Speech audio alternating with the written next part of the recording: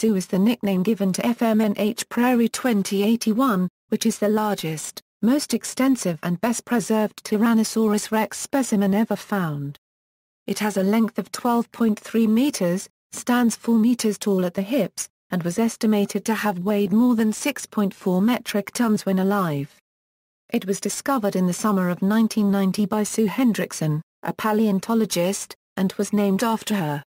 After ownership disputes were settled, the fossil was auctioned in October 1997 for $7.6 million, the highest amount ever paid for a dinosaur fossil, and is now a permanent feature at the Field Museum of Natural History in Chicago, Illinois.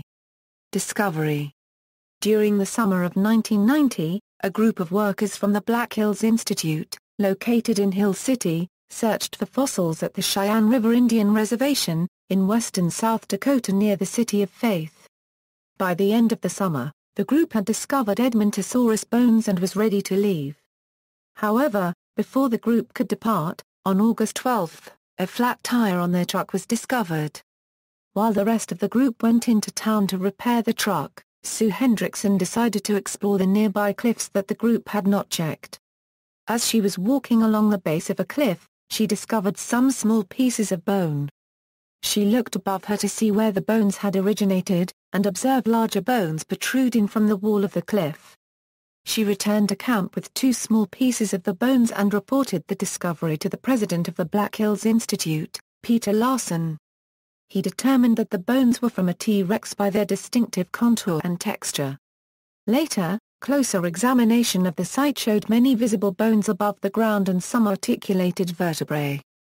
The crew ordered extra plaster and, although some of the crew had to depart, Hendrickson and a few other workers began to uncover the bones. The group was excited, as it was evident that much of the dinosaur had been preserved. Previously discovered T-Rex skeletons were usually missing over half of their bones. It was later ascertained that Sue was a record 80% complete. Scientists believe that this specimen was covered by water and mud soon after its death, which prevented other animals from carrying away the bones. Additionally, the rushing water mixed the skeleton together. When the fossil was found, the hip bones were above the skull, and the leg bones were intertwined with the ribs. The large size and the excellent condition of the bones were also surprising. The skull was nearly 5 feet long, and most of the teeth was still intact. After the group completed excavating the bones, each vertebra was covered in burlap and coated in plaster, followed by a transfer to the offices of the Black Hills Institute where preparators began to clean the bones. Dispute and auction. Soon after the remains were found, a dispute arose over who was the legal owner of the bones. The Black Hills Institute had obtained permission from the owner of the land, Morris Williams, to excavate and remove the skeleton, and had, according to Larson, paid Williams $5,000 for the remains. But Williams later claimed that the money had not been for the sale of the fossil and that he had only allowed Larson to remove and clean the fossil for a later sale. Williams, however, was a member of the Sioux tribe, and the tribe claimed the bones belonged to them. However, the property that the fossil had been found within was held in trust by the United States Department of the Interior. Thus, the land technically belonged to the government. In 1992, the FBI and the National Guard raided the site where the Black Hills Institute had been cleaning the bones and seized the fossil. The government transferred the remains to the South Dakota School of Mines and Technology, where it was stored until the legal dispute was settled. After a lengthy trial, the court decreed that Morris Williams retained ownership, because as a beneficiary he was protected by the law against an impulsive selling of real property, and the remains were returned in 1995. Williams then decided to sell the remains, and contracted with Sotheby's to auction the property. Many were then worried that the fossil would end up in a private collection where people would not be able to observe it. The Field Museum in Chicago was also concerned about this possibility, and decided to attempt to purchase Sue. However, the organization realized that they might have had difficulty securing funding and requested that companies and private citizens provide financial support. The California State University System, Walt Disney Parks and Resorts, McDonald's, Ronald McDonald House Charities, and individual donors agreed to assist in purchasing Sue for the Field Museum. On October 4, 1997, the auction began at $500,000. Less than 10 minutes later, the Field Museum had purchased the remains with the highest bid of $7.6 million. The final cost after Sotheby's commission was $8,362,500. Preparation. The Field Museum hired a specialized moving company, with experience in transporting delicate items, to move the bones to Chicago. The truck arrived at the museum in October 1997. 2 new research laboratories funded by McDonald's were created and staffed by Field Museum preparators whose job was to slowly and carefully remove all the rock, or matrix, from the bones.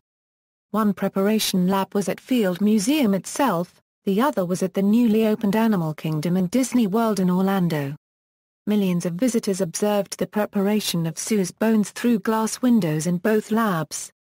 Footage of the work was also put on the museum's website. Several of the fossils' bones had never been discovered, so preparators produced models of the missing bones from plastic to complete the exhibit. The modeled bones were colored in a purplish hue so that visitors could observe which bones were real and which bones were plastic. The preparators also poured molds of each bone.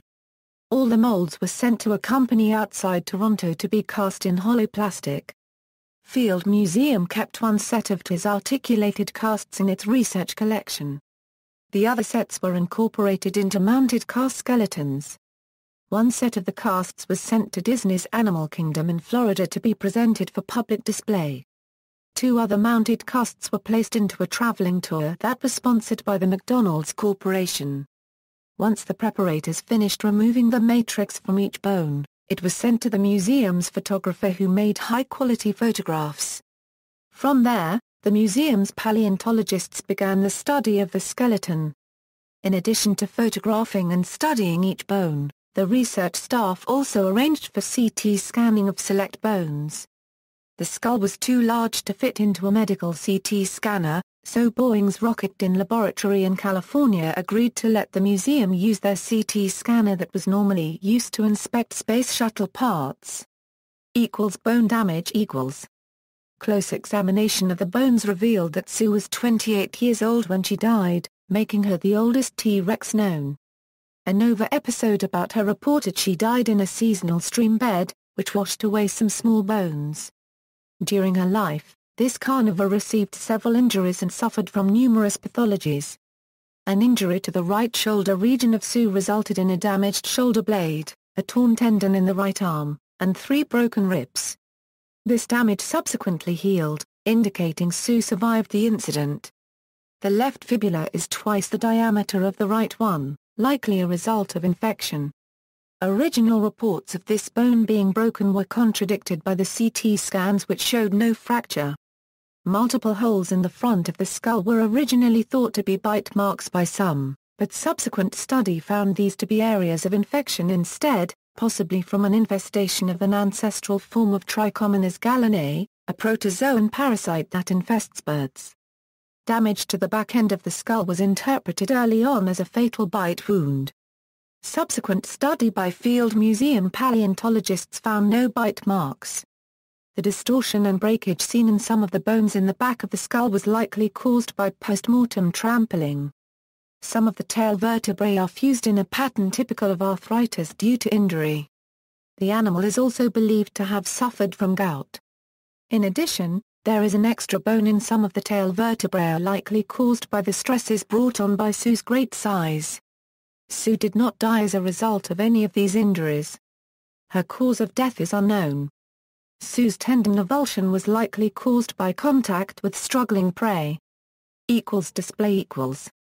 After the bones were prepared, photographed and studied, they were sent to New Jersey where work began on making the mount. This work consists of bending steel to support each bone safely and to display the entire skeleton articulated as it was in life. The real skull was not incorporated into the mount as subsequent study would be difficult with the head 13 feet off the ground. Parts of the skull had been crushed and broken, and thus appeared distorted. The museum made a cast of the skull, and altered this cast to remove the distortions, thus approximating what the original undistorted skull may have looked like. The cast skull was also lighter, allowing it to be displayed on the mount without the use of a steel upright under the head. The original skull is exhibited in a case that can be opened to allow researchers access for study.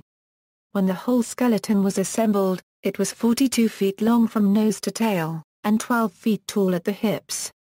The Sue exhibit opened on May 17, 2000, with more than 10,000 visitors. Paleontologist John Gersh painted a mural of a Tyrannosaurus for the exhibit. Sue has a length of 12.3 meters, stands 4 meters tall at the hips, and has in 2011 been estimated by Hutchinson each at between 9.5 and €18.5 metric tons, though the authors stated that their upper and lower estimates were based on models with wide error bars and that they consider these extremes to be too skinny, too fat, or too disproportionate. Other estimates were 6.1 and €9.5 metric tons and 8.40. In the media. A 1997 episode of the PBS show Nova, Curse of the T-Rex, discussed the history of the discovery and ensuing legal challenges. Director Todd Miller's documentary Dinosaur 13, which is about Sue's discovery and subsequent legal actions, appeared at the 2014 Sundance Film Festival. In Jim Butcher's novel Deadbeat, protagonist Ari Dresden raises Sue from the dead and uses her as a steed during part of the final battle of the book. In Richard Polsky's non-fiction book Boneheads, My Search for T-Rex, Polsky travels to Faith, South Dakota, and meets with Peter Larson and Morris Williams to write about the search, discovery, and legal battle over Sue, and to search for another T-Rex on Williams's ranch. The children's computer game I See Sue engages children in the lives of the dinosaurs. They play a turn-based tile match board game for the reward of seeing Sue. The game was published by Simon & Schuster Interactive and created by Games That Work under the guidance of Field Museum. The fantasy promotional web series Lil Bib unregistered trademark S Big Show included a Halloween-based episode where cat host Lil Bub pays a visit to the Field Museum, checking the animal exhibits there. After Lil Bub notices Sue, she becomes infatuated with Sue's perfection as a T-Rex skeleton. Sue later calls in Lil Bub at her studio, and instantly turns Lil Bub's infatuation to horror when Sue reveals its fondness for eating cats. See also: Black Beauty, Jane, Pex Rex, Specimens of Tyrannosaurus, Timeline of Tyrannosaur Research. References. External links: Sue on Twitter, Sue at the Field Museum, The Story of a Dinosaur Named Sue. Black Hills Institute of Geological Research, Dinosaurs, They Certainly Were Big. Humorous educational video about the dinosaur basics featuring Sue, and personally praised by paleontologist Sue Hendrickson. 1. Volkan Yüksel's cross-eyed 3D stereo view of Sue.